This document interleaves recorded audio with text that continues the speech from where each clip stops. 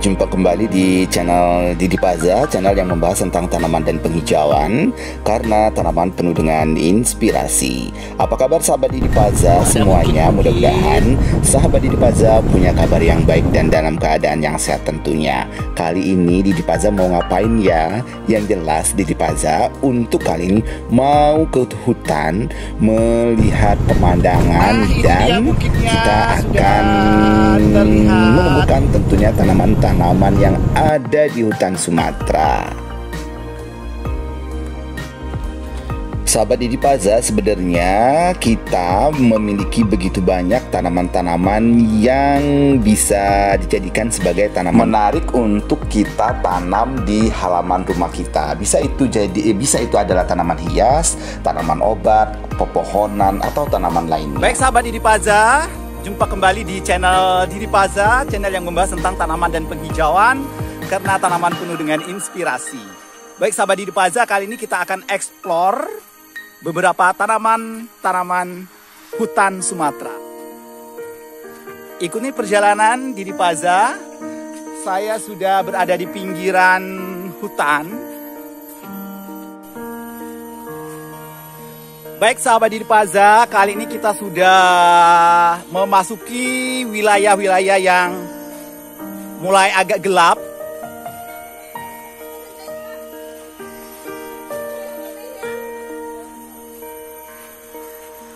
Sudah banyak beberapa tanaman-tanaman yang kita lewati, yang kita temukan. Tadi kita menemukan anggrek bulbulum. Sebenarnya kita mau menuju Gua Rujuk dan Bukit Duri. Nah, kawasan ini sebenarnya adalah kawasan yang akan dibuka menjadi tempat wisata yang baru. Jadi ada pembukaan akses jalan untuk menuju tempat tersebut. Nah, nanti ada alat-alat berat semacam bulldozer yang akan membuat jalan, sehingga ada banyak kayu-kayu besar yang roboh. Kemudian dari kayu-kayu yang besar itu biasanya ada tanaman-tanaman epipit yang bisa kita adopsi, misalkan Platyserum coronarium, kemudian ada tanaman hoya atau tanaman anggrek, atau buat yang hobi bonsai biasanya juga ada menempel beringin-beringin atau tanaman-tanaman lainnya yang di pinggiran tersebut yang sudah tergeletak, tersingkirkan oleh alat-alat berat tersebut dan bisa kita ambil adopsi untuk kita tanam di halaman rumah kita. Untuk menuju tempat tersebut kita tidak selalu melewati jalan yang baru dibuka. Ada kalanya kita harus menyeberangi sungai-sungai kecil, jalan setapak untuk menuju lokasi hutan tersebut. Dan di sini juga banyak orang-orang yang penasaran dengan tempat wisata ini. Jadi banyak dari anak-anak, kemudian ibu-ibu yang ingin melihat tempat wisata yang baru yang akan dibuka aksesnya.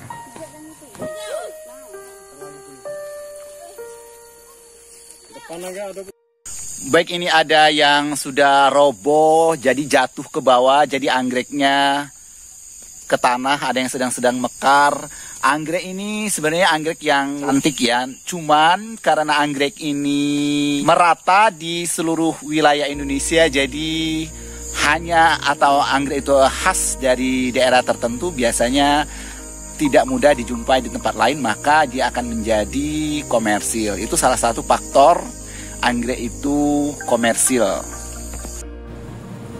Untuk yang ini namanya adalah tanaman lantana. Tanaman lantana ini ada banyak macam varian bunganya. Ada yang kuning, ada yang pink, ada yang merah, dan ada yang ungu. Dan biasanya tanaman lantana ini sering diburu jika batangnya sudah besar, diburu akan dijadikan sebagai bonsai. Dan ini kita menemukan begitu banyak bejibun hamparan Alocasia alba.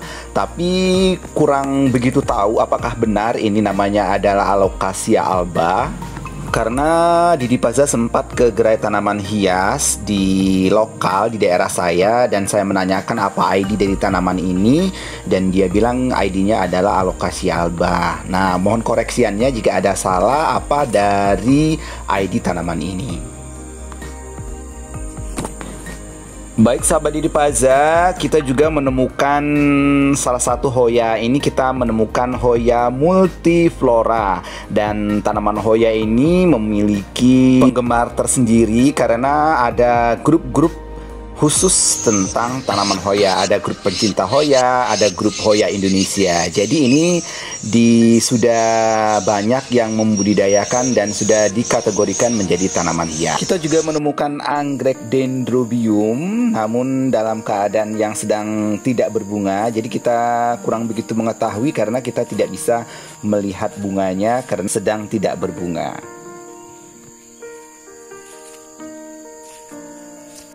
Nah sahabat, jangan salah loh, ini termasuk jenis tanaman anggrek, namanya adalah anggrek Nervilia. Anggrek ini memiliki masa dormen atau masa istirahat, jadi dia berbentuk bonggol tidak berdaun di tanah. Ketika sedang mengalami masa dormen, seolah-olah tidak ada tanaman, tapi ada tanaman yang berbentuk bonggol-bonggol kecil di humus-humus tanah.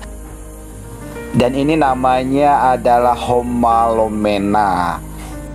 Homalomena ini sangat mirip dengan tanaman Cismatoglotis. Baik Homalomena atau Cismatoglotis, kita akan menjadi beruntung ketika menemukan jenis tanaman tersebut yang mengalami variegata, karena tanaman variegata menjadi tanaman yang disukai para kolektor tanaman.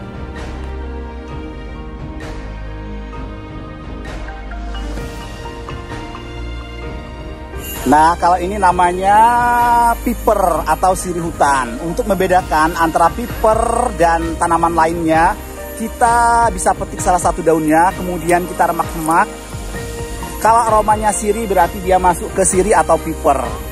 Kenapa? Karena agak mirip-mirip dengan Scindapsus.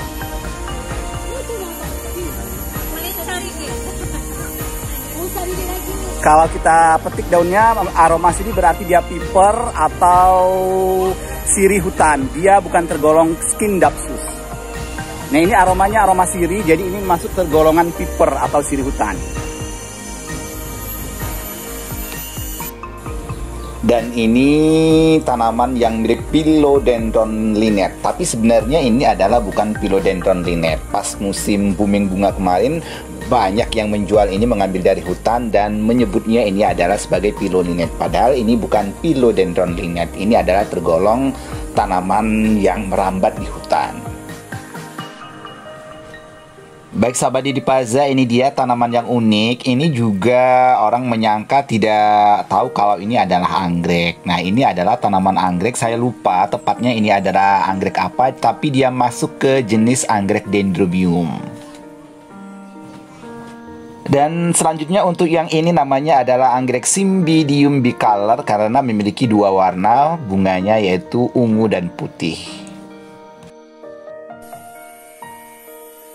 Ini kita bisa melihat habitat anggrek Bulbophyllum vaginatum. Sangat banyak sekali sudah mengepung pohon karet. Sebenarnya ini musim berbunga, mungkin karena kekurangan cahaya jadi dia tidak berbunga.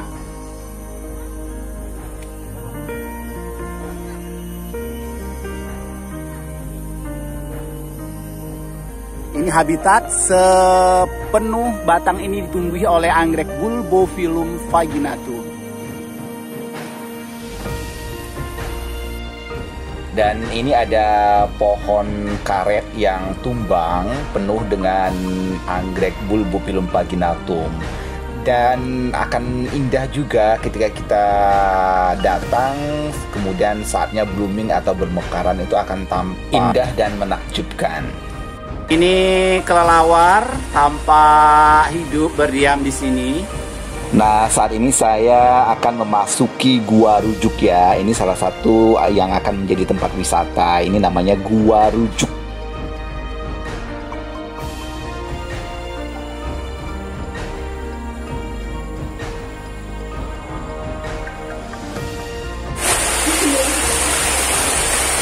Kita sudah berada di gua, ini kita ada di dalam gua.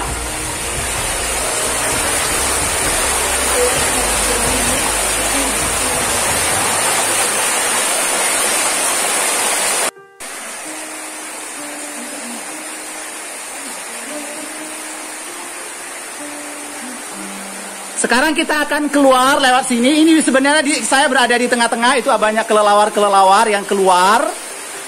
Merasa terganggu mungkin dengan kehadiran kita.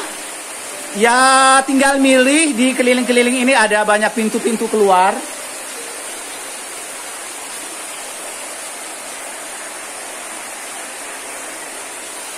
Dan di bawah gua ini ada air yang mengalir jernih.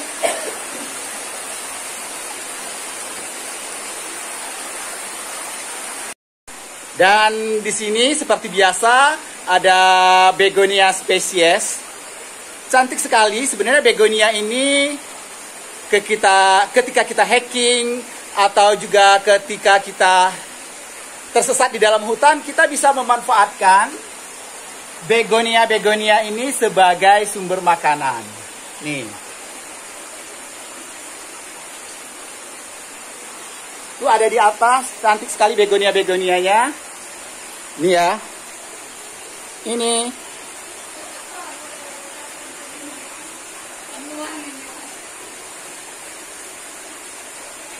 Itu ada yang besar. Itu ada anggrek kolagen purpurea atau Diana.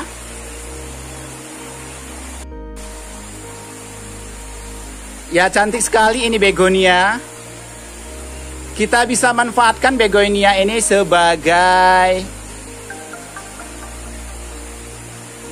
makanan. Ini dia begonia. Begonia ini bisa kita manfaatkan ketika kita sedang tidak ada makanan, kehabisan makanan, maka kita bisa manfaatkan begonia ini sebagai sumber makanan ketika di hutan. Kita gunakan survival atau bertahan hidup.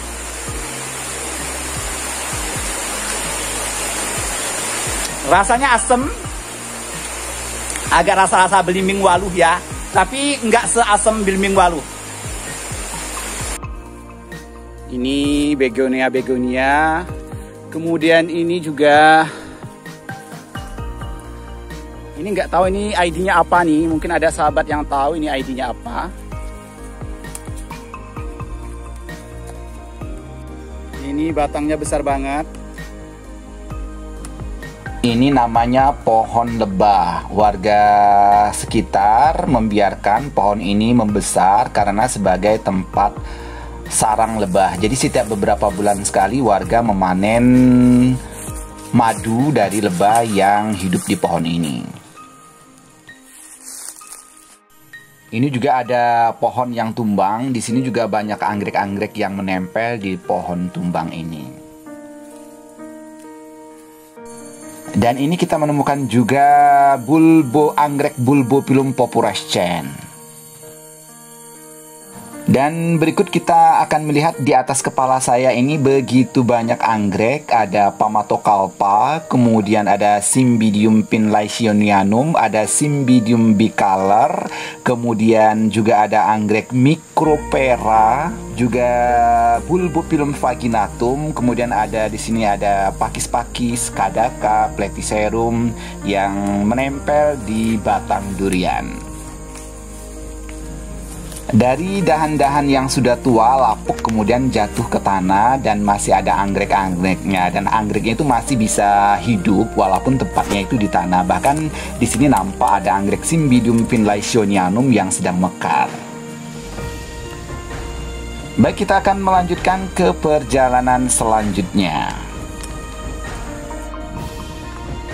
Selanjutnya kita akan mendaki. Di atas goa itu ada bukit yang bebatuan. Jadi dengan ketinggian yang lebih kita bisa melihat pemandangan di sekelilingnya dengan lebih puas. Oke, sekarang kita berada di puncak. Jadi kita bisa melihat di segala penjuru. Di lokasi ini saya akan beristirahat, minum, dan makan-makan agar stamina akan lebih pulih lagi untuk melanjutkan ekspedisi selanjutnya. Sahabat Didi Paza, sudah makan-makan, maka kita ambil gambar. Kita akan selfie-selfie memutar 360 derajat untuk membagikan keindahan pesona alam dengan begitu banyak tanaman-tanaman. Tentunya tanaman kebanggaan wilayah hutan Sumatera.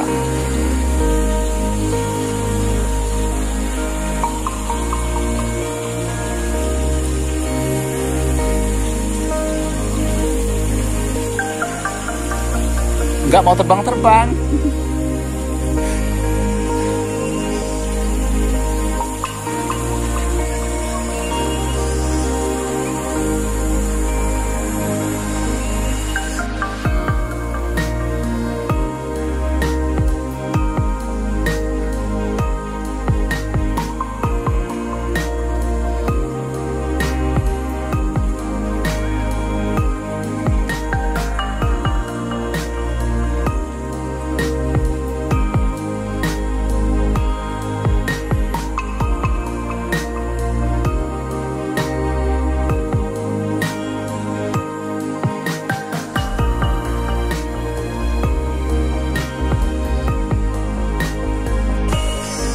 Ini kita sudah berada di lokasi Gua Rujuk. Ada kupu-kupu.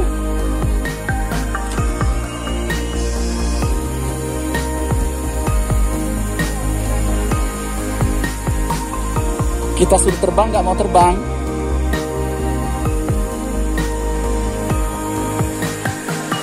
Ini tempatnya eksotik banget, ada batu-batu besar.